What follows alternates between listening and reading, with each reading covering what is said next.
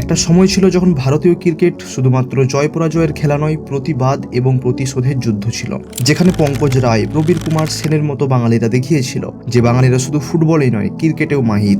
পরবর্তী সময় যার জলজ্যান্ত একটা নিদর্শন আমরা দেখেছিলাম 2002 সালে ইংল্যান্ডের লর্ড ক্রিকেট স্টেডিয়ামে সৌরভ গাঙ্গুলির সেই আইকনিক সেলিব্রেশন, যেটা ভারতীয় ক্রিকেটের পুরো মাইন্ডসেটকেই চেঞ্জ করে দিয়েছিল। আর ওই দিন প্রত্যেকটা বাঙালির বুক গর্বে ভরে উঠেছিল। বাংলা তরুণদের মধ্যে ক্রিকেটের প্রতি এক অদ্ভুতপূর্ব উন্মাদনার সৃষ্টি করেছিল।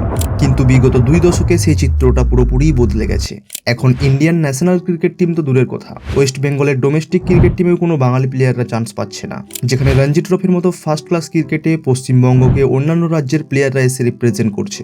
তুমি যদি পশ্চিমবঙ্গের ফার্স্ট ক্লাস ক্রিকেট টিমের স্কোয়াড দেখো, তাহলে বিশ্বাসই করবে না যে এটা আদৌ ওয়েস্ট বেঙ্গলের টিম, যেখানে হার্ডলি মাত্র 2 থেকে 3 জন ইয়ং বাঙালি ক্রিকেটার রয়েছে, আর বাকিদের বয়স 28 থেকে 30 বছরের ওপরে।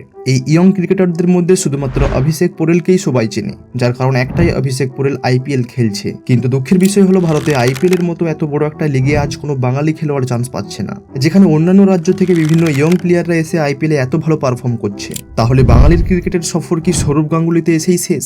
কেন কোনো বাঙালিকে আজ ইন্ডিয়ান ন্যাশনাল টিমে দেখতে পাওয়া যায় না? এর কারণ কি শুধুমাত্র বাঙালিরা ফুটবল প্রেমী, নাকি বাংলার ক্রিকেট এখন এক রাজনীতির খেলা? বর্তমান সময়ে পশ্চিমবঙ্গের ক্রিকেটের হাল এমন কেন হলো সেটা বোঝার আগে আমাদের বাংলার ক্রিকেটের ইতিহাসটা একটু বুঝতে হবে। সালটা ছিল 1792। ইস্ট ইন্ডিয়া কোম্পানি কলকাতায় স্থাপন করেছিল ক্যালকাটা ক্রিকেট ক্লাব। এই ক্যালকাটা ক্রিকেট ক্লাব ছিল পৃথিবীর সেকেন্ড ওল্ডেস্ট ক্রিকেট ক্লাব, যেখানে মূলত ব্রিটিশরাই ক্রিকেট খেলতো। তারপর 1864 সালে তৈরি হয় ইডেন গার্ডেন্স।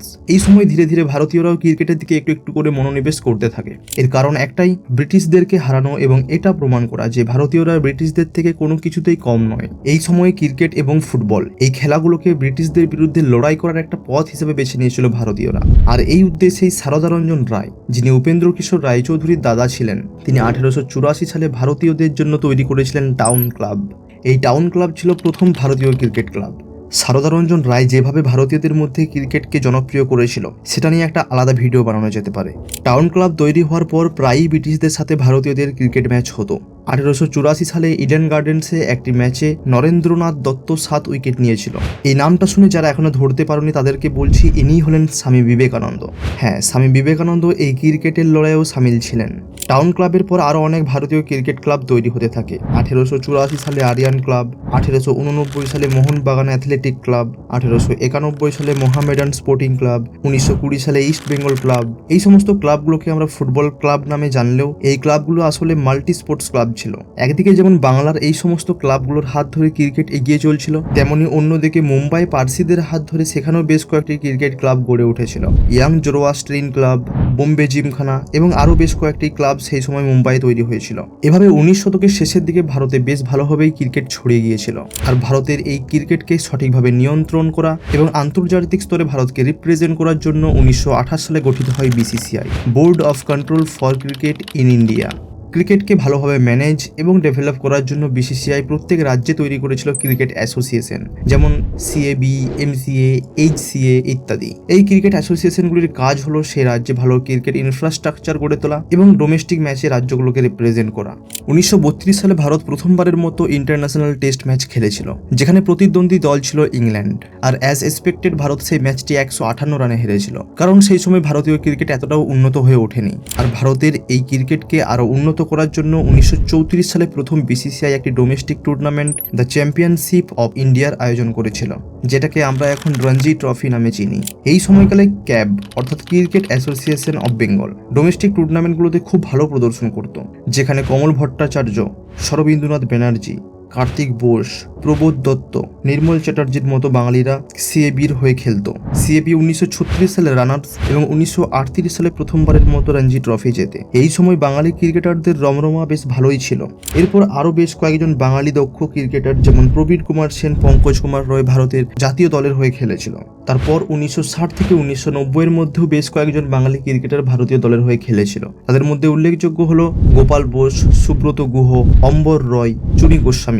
এই চুনি গোস্বামী ফুটবল এবং ক্রিকেট এই দুই খেলাতেই সমানভাবে পারদর্শী ছিলেন। ভারতে ক্রিকেটের শুরু থেকে 1990 পর্যন্ত এই সময়কালে ক্রিকেটের ওপর বাঙালিদের ইম্প্যাক্ট ভালোভাবে লক্ষ্য করা যায়। কিন্তু এর পর থেকে যদি দেখি, তাহলে সৌরভ গাঙ্গুলি ছাড়া আর কোনো বাঙালি ক্রিকেটারই আন্তর্জাতিক স্তরে ভারতকে সেভাবে রিপ্রেজেন্ট করতে পারেনি। তাই এখন মনে হয় বাঙালির ক্রিকেটের সফর যেন সৌরভ গাঙ্গুলিতে এসেই শেষ হয়ে গেছে। যদিও এর পরও বেশ কয়েকজন বাঙালি ক্রিকেটার ইন্ডিয়ান ন্যাশনাল টিমের হয়ে খেলেছিল, তবে তারা সেভাবে ইম্প্যাক্ট দেখাতে পারেনি। আর এখানেই প্রশ্নটা আসে কেন। এতক্ষণ পর্যন্ত আমি যা কিছু তোমাদের বললাম সেটা মাত্র এটাই বোঝানোর জন্য যে ভারতে ক্রিকেট স্থাপনের পেছনে বাঙালিদের একটা বিশাল অবদান রয়েছে। এবার আসল কথায় ফিরে আসি, কেন বর্তমান সময়ে কোনো বাঙালি ক্রিকেটার আন্তর্জাতিক স্তরে খেলার উপযোগী হয়ে উঠছে না। ফার্স্ট কারণ কলকাতা বেসড ক্রিকেট। বাংলায় যেমন ক্রিকেটের সূচনা কলকাতাতে হয়েছিল, আজ 2025-এ এসেও পশ্চিমবঙ্গের ক্রিকেট কলকাতাতেই সীমাবদ্ধ রয়ে গেছে। অর্থাৎ কলকাতার বাইরে ক্রিকেট বিস্তারই হয়নি, যার মূল কারণ হলো কলকাতা ছাড়া পশ্চিমবঙ্গের অন্যান্য জেলাগুলোতে সেই লেভেলের ক্রিকেট ক্লাবই গড়ে ওঠেনি। এবং অনেক জেলা আছে যেখানে কোনো ক্রিকেট ক্লাবই নেই। যেখানে কোনো ক্লাব নেই সেখানে ক্রিকেট আসবে কোথা থেকে? তাছাড়া পশ্চিমবঙ্গের ইডেন গার্ডেনই হলো একমাত্র স্টেডিয়াম, যেটাও কলকাতায় অবস্থিত। এটা ছাড়া অন্য জেলায় কোনো স্টেডিয়ামও নেই। অর্থাৎ কলকাতা ছাড়া পশ্চিমবঙ্গের অন্যান্য জেলার ছেলেরা প্রফেশনাল ক্রিকেট খেলার সুযোগটাই পাচ্ছে না। প্রফেশনাল ক্রিকেট খেলতে গেলে কলকাতায় যাও, যেটা সবার পক্ষে সম্ভব না। এরপর আসি দ্বিতীয় কারণে, ল্যাক অফ ইনফ্রাস্ট্রাকচার। ওয়েস্ট বেঙ্গলে কোনো গ্রাউন্ড লেভেল ক্রিকেট টুর্নামেন্টই নেই।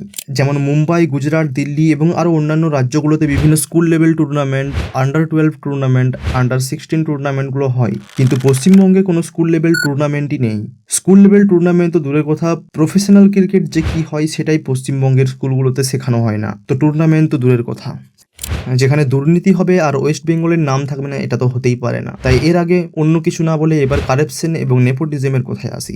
তোমরা এটা শুনলেই অবাক হয়ে যাবে যে কলকাতার মাঠে সেকেন্ড ডিভিশন ক্রিকেট খেলার জন্য কোনো ক্লাবে ট্রায়ালের চেয়েও বেশি ম্যাটার করে টাকা। মানে বুঝতে পারছো, একটা ক্রিকেটার পারফর্ম না করে টাকা দিয়েই ক্লাবগুলোতে খেলার চান্স পেয়ে যাচ্ছে, আর অন্যদিকে ট্রায়ালে ভালো পারফর্ম করেও শুধুমাত্র টাকার অভাবে একজন ট্যালেন্টেড প্লেয়ারের ক্যারিয়ার নষ্ট হচ্ছে। আর এটা তো আমি জাস্ট ছোটখাটো ক্লাবগুলোর কথা বলছি। আর এখন যদি ক্রিকেট অ্যাসোসিয়েশন অফ বেঙ্গলের কারাপশন এবং নেপোটিজমের কথা বলতে হয়, তাহলে প্রথমে এই ক্লিপটা দেখো।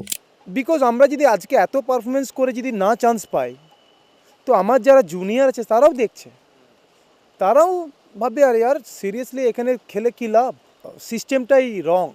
যারা কিছু না করে না, বছরে 3-4 ম্যাচও খেলে না, তারা চান্স পাচ্ছে। ওয়াই?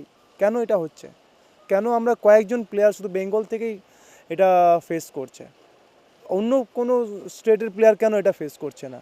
তারা কেন এগিয়ে যাচ্ছে আমাদের থেকে? তারা যদি আমাদের থেকে বেশি পারফরমেন্স করে তাতে আমার কিছু বলার নেই। তারা পারফরমেন্সই নেই, নীল, তারা অপরচুনিটি পাচ্ছে, বাট আমরা পাচ্ছি না বিকজ অফ সিএবি। তো বেঙ্গলের ক্রিকেটের যারা কর্তারা আছে তারা আমাদেরকে দেখ, সেটা না করে কেউ কিছু করছেই না। যে যা চুপচাপ বসে থাকে, সিলেক্টর আসে মাঠে, তারপরে চলে যায়, কেউ কিছু বলে না। এখানে অশোক দিনদা যে সমস্ত কথাগুলো বললেন, আমার মনে হয় না তারপর আমাকে আর অন্য কিছু এ ব্যাপারে বলতে হবে। এখন আসি 4 নম্বর কারণে, ক্রিকেট লিগের অভাব। যেখানে অন্যান্য রাজ্যগুলোতে লোকাল ট্যালেন্ট খোঁজার জন্য বেশ কয়েক ধরনের ক্রিকেট লিগের আয়োজন করা হয়, যেমন মুম্বাই কঙ্গো লিগ, তামিলনাড়ুর টিএনসিএ সিটি লিগ এবং আরও অন্যান্য লিগ। এই লিগগুলিতে প্রচুর টিম পার্টিসিপেট করে, যেখান থেকে অনেক নিউ ট্যালেন্ট উঠে আসে। কিন্তু ওয়েস্ট বেঙ্গলে ক্যাবের আন্ডারে শুধুমাত্র একটাই লিগ হচ্ছে, বেঙ্গল প্রো টি20 লিগ, যেটা এই রিসেন্টলি 2024 সাল থেকে শুরু হয়েছে এবং এখানে মাত্র 8টি টিম পার্টিসিপেট করছে। আর এই লিগের প্রায় অনেক প্লেয়ারই ওয়েস্ট বেঙ্গলের বাইরের। Reason number 5, tennis cricket popularity. Paschimbanga হলো এমন একটি রাজ্য যেখানে সবচেয়ে বেশি টেনিস ক্রিকেট খেলা হয়, আর রিসেন্ট ইয়ারগুলোতে বিভিন্ন বড় বড় টেনিস টুর্নামেন্টের কারণে টেনিস ক্রিকেটের পপুলারিটি আরও বাড়ছে। এমনকি শর্ট বাউন্ডারি ক্রিকেটের কারণে পশ্চিমবঙ্গের ক্রিকেটের হাল আরও নিচের দিকে নামছে। তুমি যদি এই ধরনের ক্রিকেট রিলসের কমেন্ট সেকশনে যাও, তাহলে এই ধরনের মন্তব্যগুলো দেখতে পাবে। Football popular state. সবার মনে একটাই ধারণা রয়েছে যে ওয়েস্ট বেঙ্গল হলো ফুটবল পপুলার স্টেট। হ্যাঁ, এই কথাটা অস্বীকার করা যায় না, তবে এটাও বলা যায় না যে ফুটবলের কারণে ওয়েস্ট বেঙ্গলে ক্রিকেটের অবসান ঘটছে। আমি এই কারণে ভিডিওর প্রথমেই তোমাদের বাঙালি ক্রিকেটের ইতিহাসের একটু ওভারভিউ দিয়েছিলাম, যেখানে দেখো সেই সময় বাংলায় এত ফুটবল জনপ্রিয় থাকার পরেও বাঙালিরা কিন্তু ক্রিকেটও খেলেছিল। তবে হ্যাঁ, ফুটবলের পপুলারিটির কারণে ক্রিকেটের উপর যে কোনো প্রভাব পড়েনি এমনটা ঠিক নয়, কিন্তু বর্তমান সময়ের দিক থেকে বিচার করলে এখন এটা যুক্তিহীন বলেই মনে হবে, কারণ বর্তমান সময়ে পশ্চিমবঙ্গে ফুটবলের অবস্থাও সেরকম ভালো নয়। এই সমস্ত কারণগুলোর জন্যই কিন্তু ওয়েস্ট বেঙ্গলের ক্রিকেট অন্যান্য রাজ্যের তুলনায় পিছিয়ে পড়ছে। তোমার মতে আর কি কি কারণের জন্য এখানে ক্রিকেটের হালটা এমন ঘটছে তা অবশ্যই কমেন্টে লেখো। ওয়েস্ট বেঙ্গলে ক্রিকেটের উন্নতির জন্য ক্রিকেট অ্যাসোসিয়েশন অফ বেঙ্গলের কী কী করা উচিত সেগুলো অবশ্যই কমেন্ট বক্সে জানাও। কিছু পার্সোনাল রিজনের কারণে এই ভিডিওটা আসতে অনেকটাই লেট হলো, অবশ্যই পরের ভিডিওগুলো আরও জলদি আসবে। আর পরবর্তী কী টপিকে ভিডিও চাও সেটা অবশ্যই কমেন্ট বক্সে জানাও।